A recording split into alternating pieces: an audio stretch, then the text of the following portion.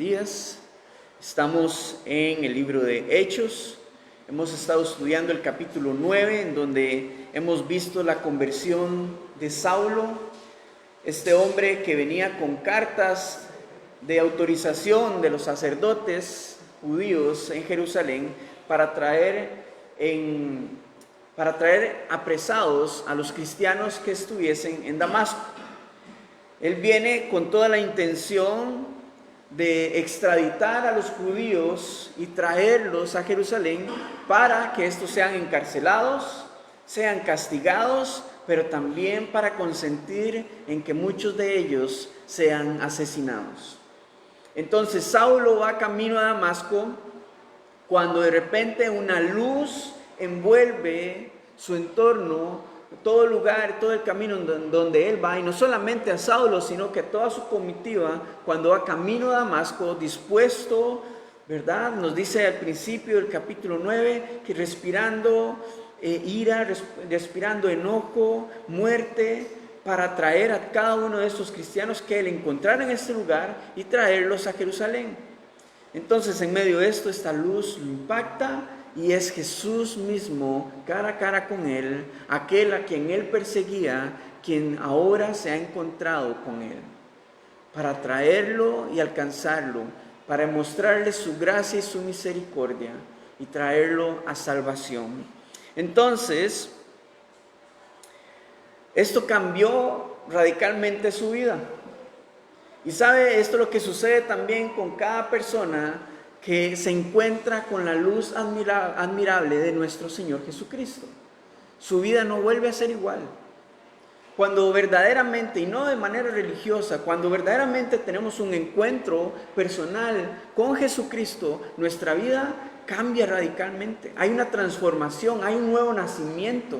El Espíritu Santo hace una obra increíble dentro de nosotros, donde tal vez en un principio pensamos, ¿cómo un hombre como Saulo? Era improbable que esto sucediera.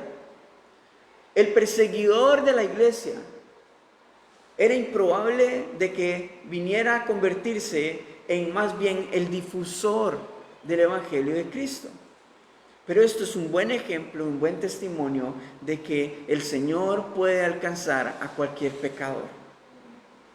Que aunque nos resistamos a su verdad, el Señor nos traerá a convicción por gracia y misericordia, no por obligación y no obligadamente, sino que nos va a mostrar su gracia y su misericordia de la manera en la que Él quiere llamar nuestra atención y tomar todo nuestro enfoque en Él para darnos salvación. Así como lo hizo con Saulo, lo puede hacer con cualquier pecador. Y eso es donde vemos la gracia y la misericordia del Señor. Entonces, él, después de haber sido impactado por este encuentro, Jesús le da dirección a él de ir a Damasco, esperar ahí, y es cuando el Señor utiliza a uno de sus discípulos, Ananías, un miembro más de la iglesia.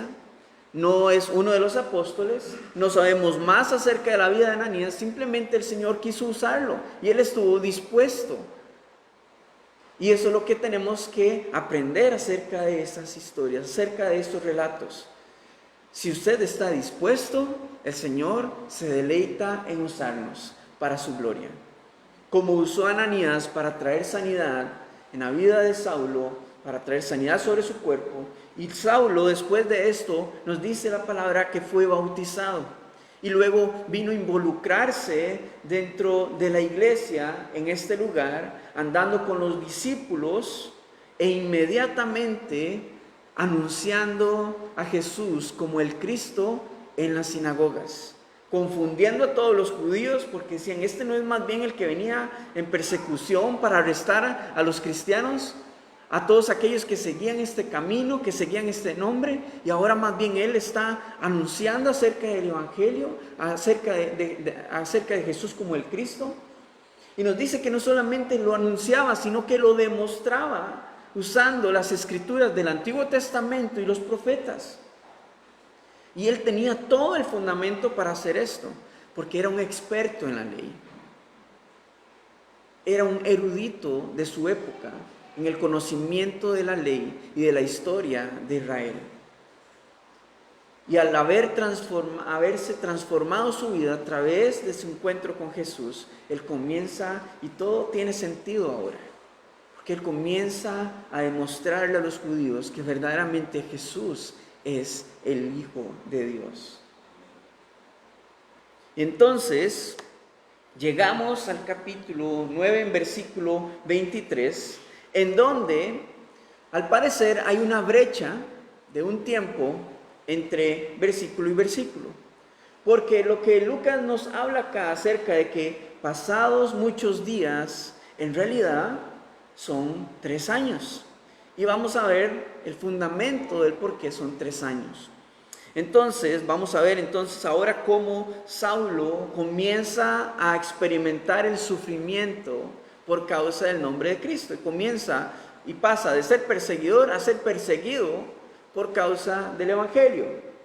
Entonces, regresa a Jerusalén y ahí también es perseguido, por lo que los hermanos de la iglesia en Jerusalén lo envían de regreso a casa, de regreso a Tarso, a su tierra natal, en donde dejaremos de saber de Saulo por algún tiempo, y luego el relato en Hechos capítulo 13 nos vuelve a hablar de él.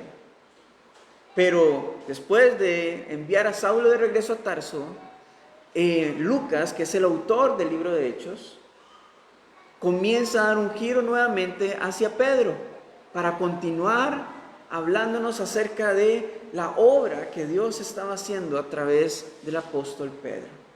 Así que, sin más, vamos a iniciar en versículo 23 para continuar con nuestro estudio en el libro de Hechos. Nos dice Hechos 9:23, pasados muchos días los judíos resolvieron en consejo matarle, hablándonos acerca de Saulo. Pero sus acechanzas llegaron a conocimiento de Saulo y ellos guardaban las puertas de día y de noche para matarle. Entonces los discípulos, tomándole de noche, le bajaron por el muro, descolgándole en una canasta. Entra a Damasco, o era recibido probablemente como un héroe para los judíos por causa de la persecución montada en contra de los cristianos, y abandona la ciudad a escondidas en un canasto, en donde normalmente estos canastos los utilizaban para echar la basura. Entonces nadie iba a sospechar acerca de este canasto en el que es descendido Saulo a través del muro. Ahora, cuando Lucas nos habla brevemente, o nos resume brevemente en muchos días, si vamos a Gálatas capítulo 1, nos daremos cuenta que este tiempo en realidad son 3 años, en donde Saulo viaja a Arabia, al desierto de Arabia, luego regresa a Damasco, precisamente antes en donde está ocurriendo esta persecución. Vamos a Gálatas capítulo 1, en versículo 11, para poder ver más detalle acerca de este tiempo, de Pablo, ahora ya siendo el apóstol Pablo, nos habla acerca de esta brecha que tenemos entre versículo 22 y 23. Gálatas capítulo 1, versículo 11, nos dice: mas os hago saber, hermanos, que el evangelio anunciado por mí no es según hombre, pues yo ni lo recibí ni lo aprendí de hombre alguno, sino por revelación de Jesucristo. Y nos habla acerca de su encuentro. Él está hablando acerca de su encuentro personal con Jesús. No fue ni los hombres, ni fue su propia idea, su propia percepción acerca de, sino que fue Jesucristo mismo enseñándolo, al igual que a sus apóstoles. Versículo 13 dice: porque ya habéis oído acerca de mi conducta en otro tiempo en el judaísmo, que perseguía sobremanera a la iglesia de Dios y la asolaba. Y en el judaísmo aventajaba a muchos de mis contemporáneos en mi nación, siendo mucho más celoso de las tradiciones de mis padres. Pero cuando agradó a Dios, que me apartó desde el vientre de mi madre y me llamó por su gracia, revelar a su Hijo en mí, para que yo le predicase entre los gentiles. No consulté enseguida con carne y sangre, ni subí a Jerusalén a los que eran apóstoles antes que yo, sino que fui a Arabia y volví de nuevo a Damasco. Después, pasados 3 años, subí a Jerusalén para ver a Pedro y permanecí con él 15 días. ¿Tenemos el fundamento? Aquí lo tenemos. Entonces, con esto nos damos cuenta cómo la Biblia misma se interpreta a sí misma y nos da los detalles completos para poder comprender qué era lo que estaba sucediendo en este momento. Entonces, fueron 3 años en donde Saulo, que eventualmente va a ser el apóstol Pablo, va a ser procesado, va a ser, por decirlo así, desintoxicado de toda su antigua vida para el Señor comenzarlo a llenar de su verdad, de su gracia, probablemente en donde el Señor lo está instruyendo, lo está equipando para lo que Él quiere hacer a través de la vida de Saulo. Es un proceso. Y sabe, en nuestras vidas, los procesos del Señor son muy similares. Nos llevan a lugares desiertos, a lugares muchas veces de soledad, en donde nos sentimos desarmados completamente, en donde nuestra única dependencia se convierte en el Señor, y es ahí en donde Él procesa nuestras vidas, nos somete a su proceso de amor, de verdad, y nos comienza a equipar. Todo por amor, todo por misericordia. Así que debemos de ser animados a través de esta escritura, al saber de que el Señor nos capacita para su obra, para su verdad. No solamente nos salva, nos alcanza para salvación, sino que también Él desea involucrarnos en su obra.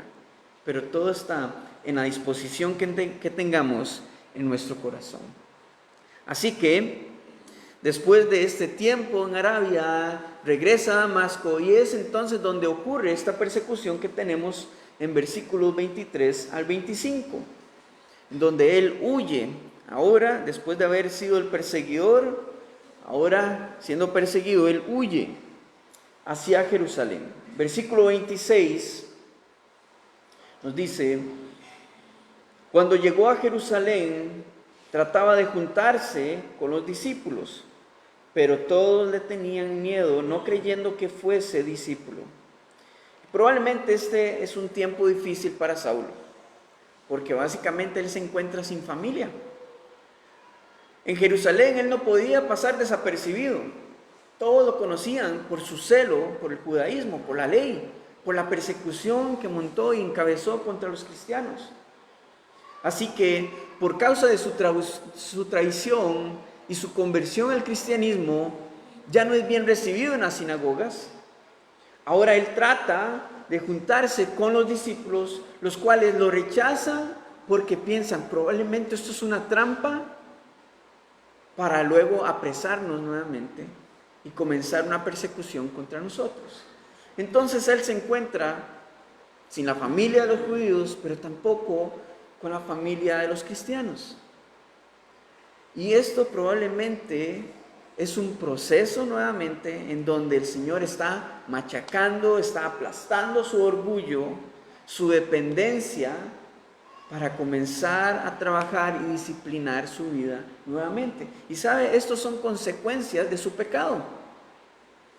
Que aunque el Señor lo ha perdonado, a él lo ha restaurado, ya han sido 3 años desde su conversión, no quiere decir que cuando nos convertimos y traemos nuestra vida al Señor, las consecuencias de nuestro pecado no nos alcanzarán, porque las consecuencias continúan, pero el Señor trae consuelo a nuestro corazón, como vamos a verlo.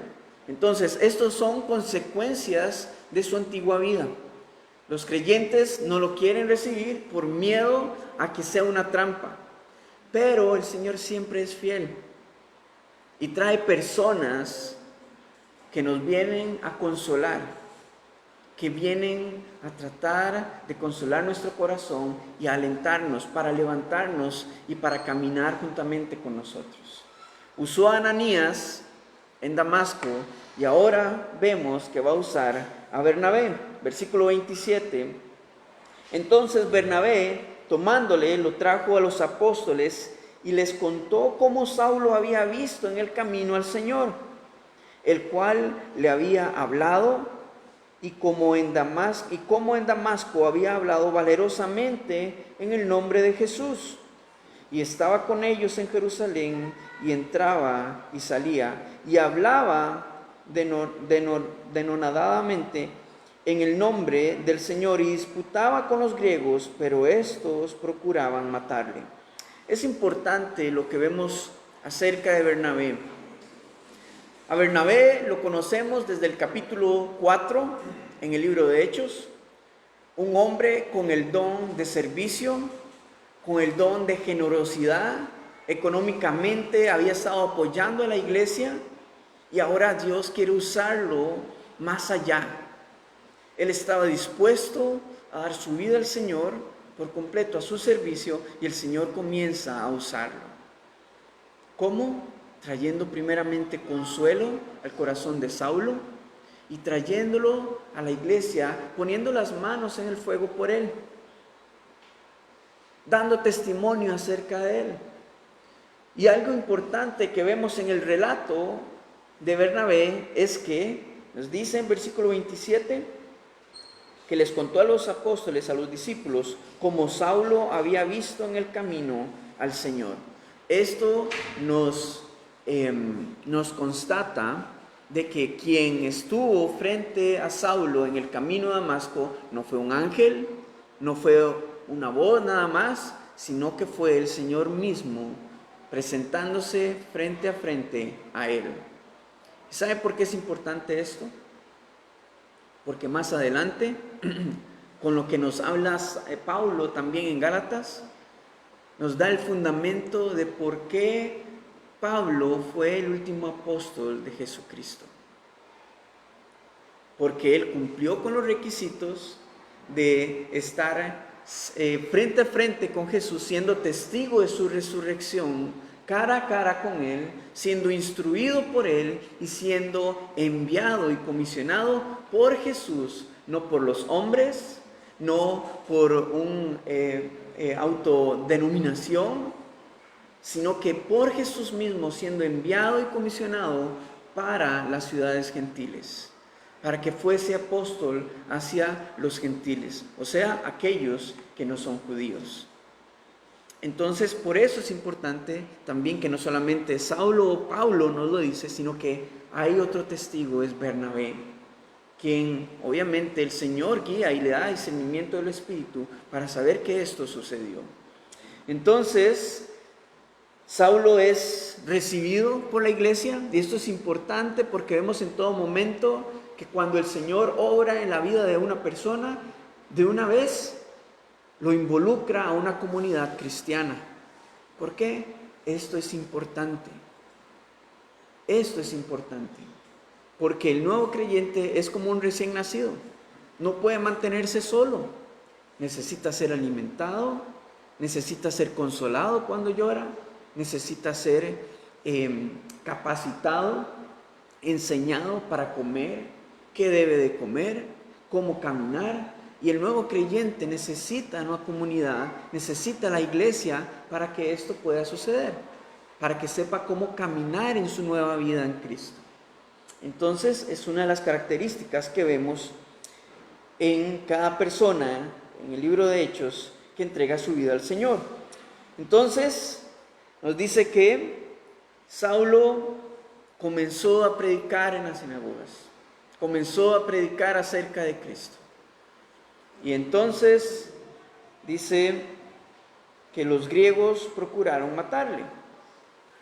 Probablemente estos griegos de los cuales nos habla acá son los mismos que arrestaron a Esteban capítulos atrás, quienes consintieron en la muerte de Esteban y quienes trajeron las ropas de Esteban a los pies de Saulo.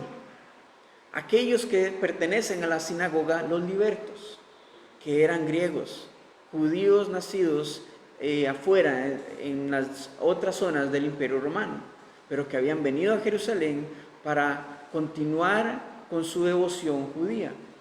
Entonces, aquellos que habían arrestado a Esteban, habían consentido su muerte, ahora están discutiendo con Saulo. Y él les está demostrando con toda propiedad que Jesús es el Cristo. Algo que ellos no quieren verlo, se resisten a creerlo y entonces procuran por la salida más fácil, que es darle muerte. Pero la familia del Señor está para cuidarnos unos a otros. Amén.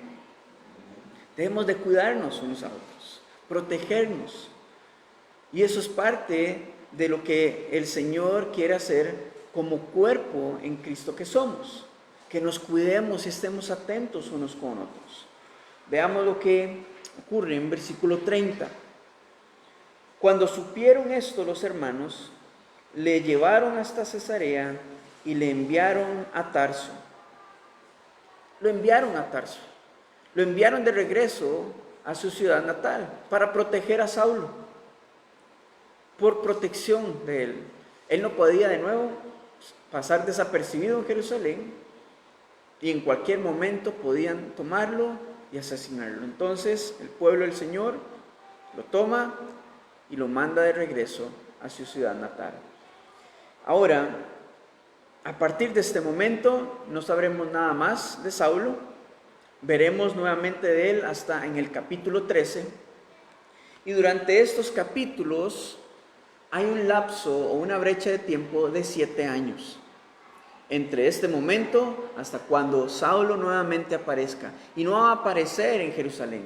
Lo vamos a ver cuando él llega a Antioquía, en Siria, donde hay una iglesia creciendo y donde su amigo Bernabé lo manda a llamar para que él se involucre dentro del equipo de discípulos que están trabajando en esta zona. Y a partir de ese momento comienza entonces su llamado y comienza también el ministerio que Dios quiere hacer a través de la vida de Saulo, que eventualmente será el apóstol Pablo. Entonces, si tomamos en cuenta los 3 años desde su conversión y esta brecha de tiempo hasta el capítulo 13, que son 7 años, son 10 años en donde Saulo está siendo procesado, exprimido y transformado por el Señor, capacitándolo para la obra que Dios quiere hacer en su vida y a través de él. Entonces, si pensaba que el proceso en nuestras vidas de 1 año o 2 años era mucho tiempo y ya estamos cansados y que estamos tirando el tapón, vean a Saulo, 10 años. No sabemos nada de lo que sucedió durante este tiempo, pero lo que sí veremos es el fruto más tarde de lo que el Señor va a hacer a través de él. Así que no se desanime si el Señor está procesando su vida, porque no importa lo que el Señor esté haciendo en su vida hoy y durante este tiempo, sino que usted va a ver el fruto de todo este sufrimiento, dolor, proceso, transformación. Usted va a ver todo este fruto el día de mañana cuando el Señor se glorifique a través de su vida. Porque sabe, de nuevo, el Señor se deleita, Él se goza involucrándonos dentro de su obra. No que usted y yo seamos salvadores, no, pero sí representamos al que sí salva. Y es la manera en la que Él nos involucra, sirviéndole a Él de diferentes maneras, abriendo la puerta para que los hermanos puedan entrar, limpiando aquí en la iglesia, es una manera de servicio. Cuando usted a su vecino le lleva un diario, trae consuelo a alguien, es una manera de servicio en donde el Señor está siendo representado por cada uno de nosotros. Pero sabe, el Señor primero necesita procesarnos, desintoxicarnos de nuestra maldad, de nuestro pecado, y no para que seamos puros y santos para siempre, perfectos. No, es para que podamos comprender de que su gracia está al alcance aunque fallemos. Una y otra vez, su gracia está a nuestro alcance y podamos encontrar refugio en Él, ser restaurados por Él y continuar nuestro caminar de fe. Amén. Luego de este tiempo, entonces, Saulo es enviado a Tarso. Versículo 31, Lucas cierra esta sección diciéndonos: entonces las iglesias tenían paz por toda Judea, Galilea y Samaria, y eran edificadas, andando en el temor del Señor, y se acrecentaban fortalecidas por el Espíritu Santo. Cuando nos habla de que había paz en estas iglesias, no quiere decir que la persecución había cesado. La persecución está iniciando, está en su apogeo. Pero lo que nos da a entender el texto es que Dios había traído paz en medio de la circunstancia de la persecución que estaban sufriendo las iglesias en estas zonas. Eso es lo que nos está dando a entender. Que el Señor es quien nos da la paz en medio de cualquier circunstancia. Una paz que no entendemos cómo, ni cómo funciona, pero lo único que tenemos que saber es que Él nos la da. Y a veces las personas dirán: pero ¿cómo está tan tranquilo, tan tranquila si está sucediendo esto? Es porque el Señor ha hecho una obra tan hermosa en nuestras vidas que Él trae paz abundantemente. No como el mundo la da, sino como solamente Él la puede dar. Y algo interesante con este texto es que ahora nos damos cuenta hacia dónde huyeron los discípulos en medio de la persecución que había en Jerusalén. Comenzaron a predicar y enseñar la Escritura, la salvación de Jesucristo en estos lugares, en Judea, en Galilea y en Samaria. Y eran edificadas, o sea que crecían espiritualmente, eran bien alimentadas por el Evangelio. ¿Por qué también? Porque caminaban en el temor del Señor y también eran fortalecidas por el Espíritu Santo. Y esos son dos factores importantes para cada creyente. Cuando usted anda en el temor del Señor y es fortalecido por el Espíritu Santo, usted acrecenta su vida de fe. Usted crece y madura en la fe. Y esto es algo que el Señor quiere hacer no solamente en cada individuo, sino en la iglesia en general. Así que con este versículo cerramos esta sección y Lucas ahora da un giro nuevamente para mostrarnos lo que la obra del Señor continúa haciendo a través de la vida de Pedro. Así que vamos a continuar en versículo 32.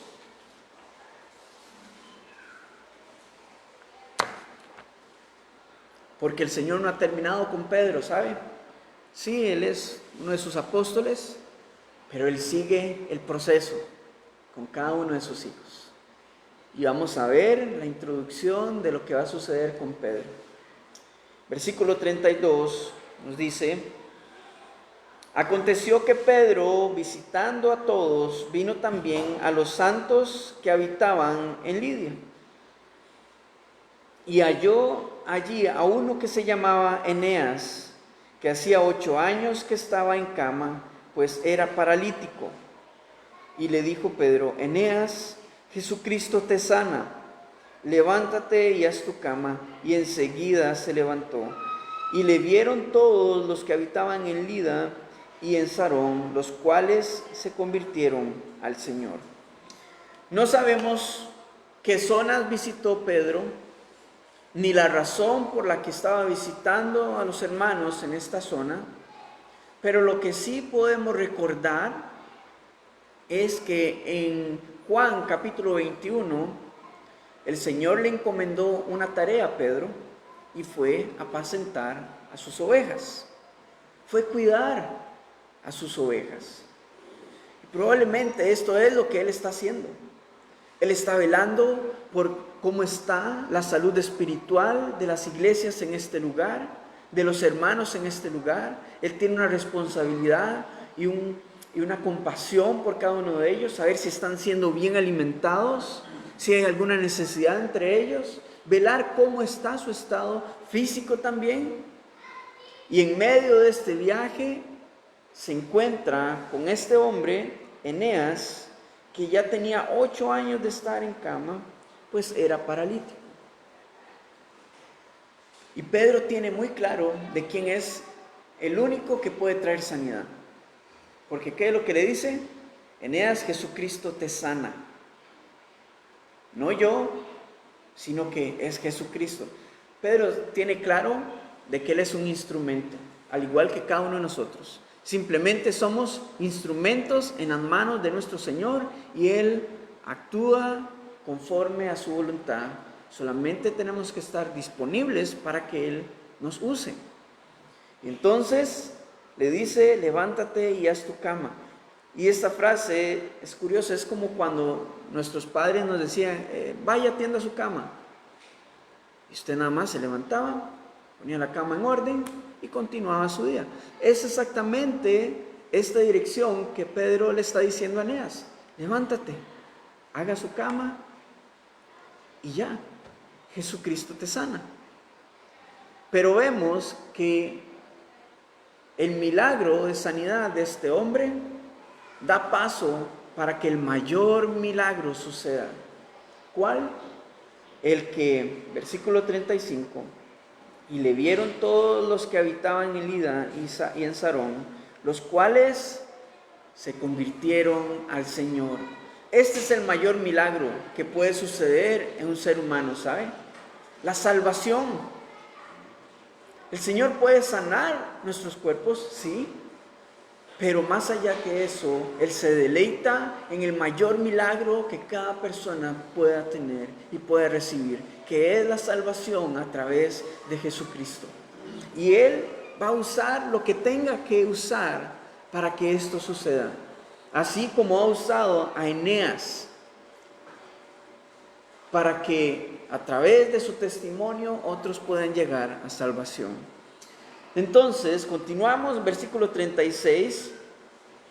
Dice, había entonces en Jope una discípula llamada Tabita, que traducido quiere decir Dorcas. Esta abundaba en buenas obras y en limosnas que hacía. Y aconteció en aquellos días, que en aquellos días enfermó y murió. Después de lavada la pusieron en una sala.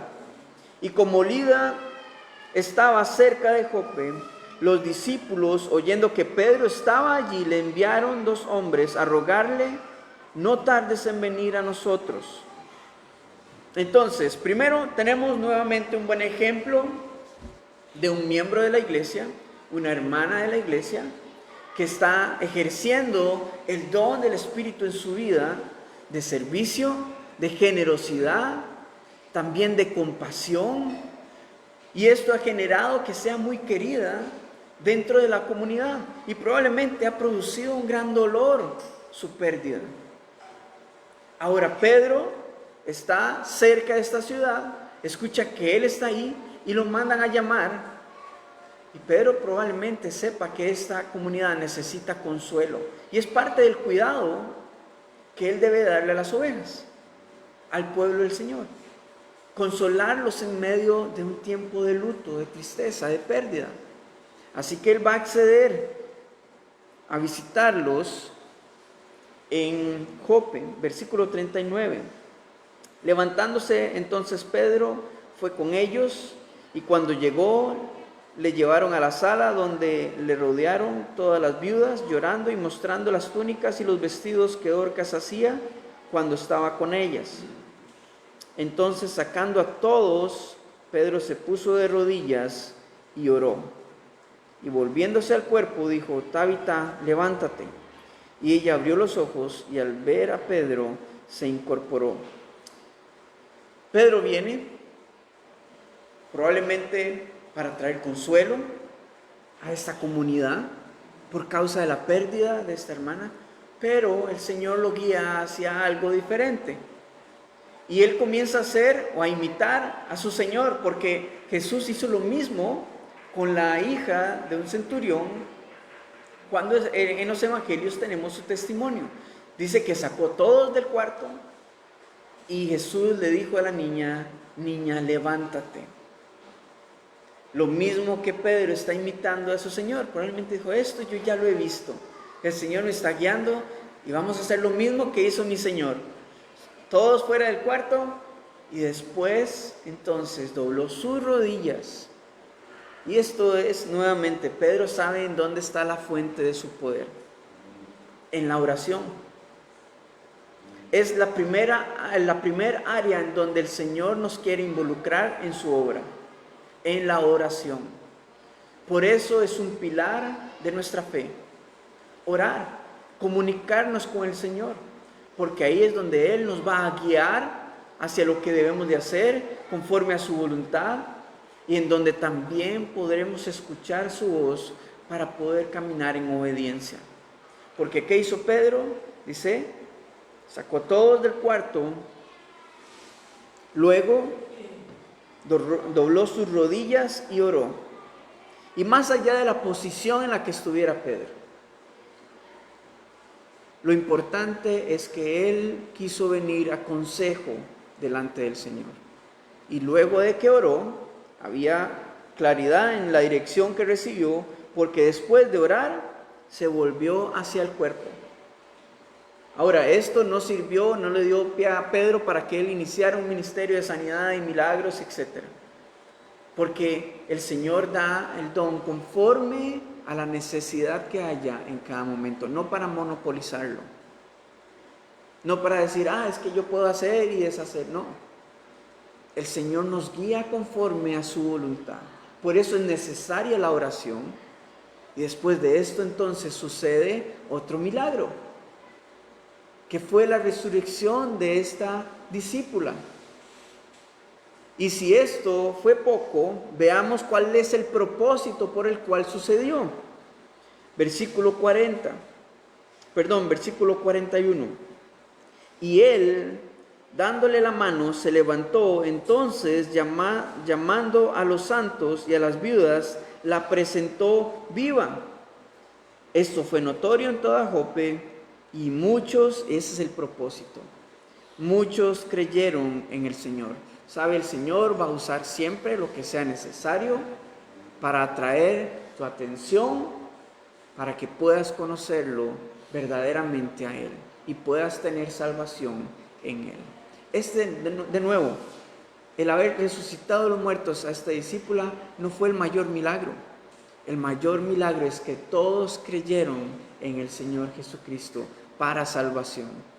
Porque los milagros son la intervención de Dios en la vida del ser humano, pero en esta tierra. Pero el mayor milagro es cuando Él interviene para salvación en nuestra vida, porque eso, aunque esta tierra se acabe y este mundo desaparezca, eternamente habitaremos con Él para siempre. Y ese es el mayor milagro.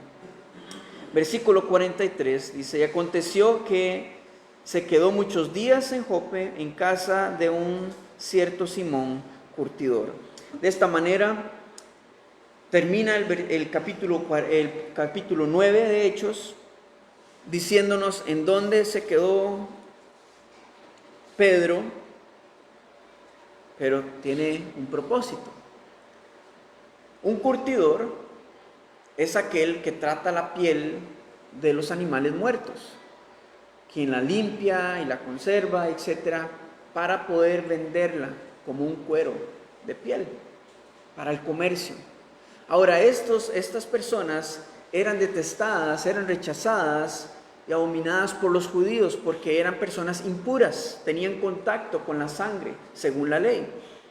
Entonces, a ningún judío le era permitido juntarse ni entrar menos a la casa de estos hombres, porque se contaminaban con su sangre y con todas sus prácticas.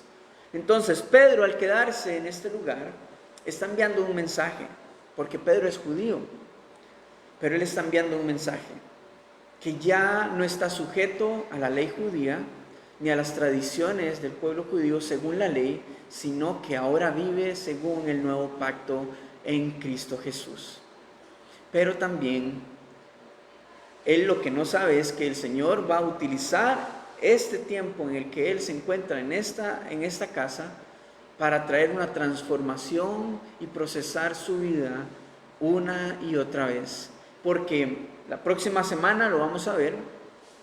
Él tiene una visión en donde animales de diferentes especies se presentan delante de él y el Señor le dice, mata y come, cuando él dice, no, estos son animales impuros para mí. Entonces, después de esto, el Señor le dice, no llames impuro lo que yo he limpiado y he purificado. Entonces es donde el Señor está procesando a Pedro nuevamente, porque después de esto va a ser enviado a los gentiles, específicamente a la casa de un centurión romano, para predicar acerca de Cristo, y va a ver el milagro nuevamente más poderoso, la salvación de este hombre, de toda su familia, de toda su casa, y el derramamiento del Espíritu Santo. Y él se va a ir atónito de regreso a Jerusalén después de que esto acontezca, porque él se va a dar cuenta hasta dónde quiere llegar el poder del Señor Jesucristo, el poder de su salvación, alcanzando a toda persona, sea judía o gentil. Amén. Entonces, vemos dos procesos. Saulo inició respirando amenazas y muerte contra los discípulos, y ahora regresado a Jerusalén, rendido completamente delante del Señor, anunciando a aquel a quien él perseguía. Y vemos cómo el Señor ha transformado su vida completamente. En un principio él se resistía a creer en Jesús, pero el Señor lo ha transformado. Y vemos este proceso en su vida. Ahora Dios procesándolo, para transformándolo para usarlo para su gloria. Con Pedro vemos algo similar.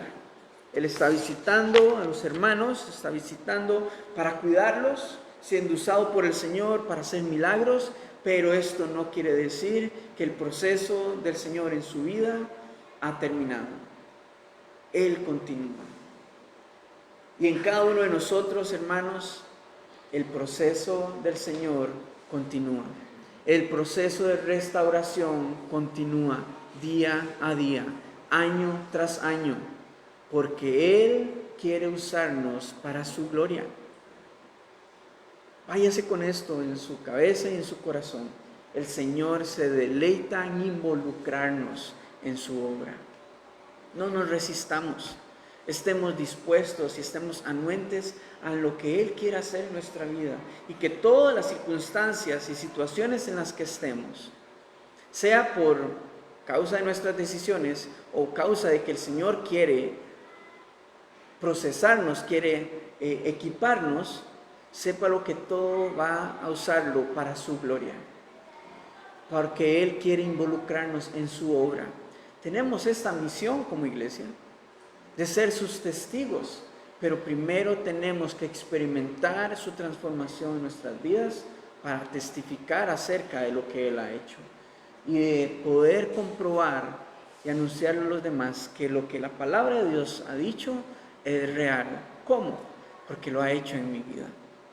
Así que la obra que Él ha iniciado en cada uno de nosotros, Él la continuará, la perfeccionará y la terminará el día del Señor. Y durante este tiempo Él nos ayudará para que todo lo que suceda en nuestras vidas nos ayude para bien, porque Él quiere hacernos y usarnos para su gloria. Así que ánimo, por favor.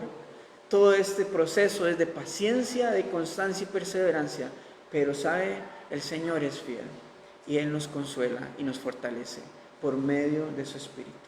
Amén. Padre, te damos toda la honra y toda la gloria a ti, Señor.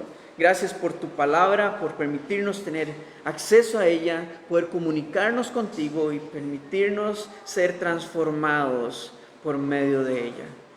Señor, yo te pido en esta mañana que tu Espíritu Santo sea derramado sobre cada uno de nosotros y que la llenura de tu Espíritu nos llene completamente, saciando nuestra alma y nuestra sed y permitiéndonos y guiándonos para que la palabra que hoy hemos recibido se vuelva rema, se vuelva vida en nuestras vidas y podamos aplicarla y saber de que tus procesos, Señor, son los filtros que necesitamos en nuestras vidas para poder ser usados por ti para tu gloria y honra.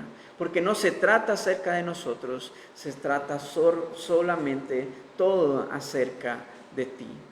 Señor, fortalécenos en medio del sufrimiento, en medio del dolor, en medio del proceso, porque es agotador, es cansado, pero tú nos fortaleces cada día y cada mañana. Así que ayúdanos a venir rendidos delante de ti cada día, cada mañana a tu presencia, para ser fortalecidos por tu Espíritu y caminar en el temor del Señor en todo tiempo.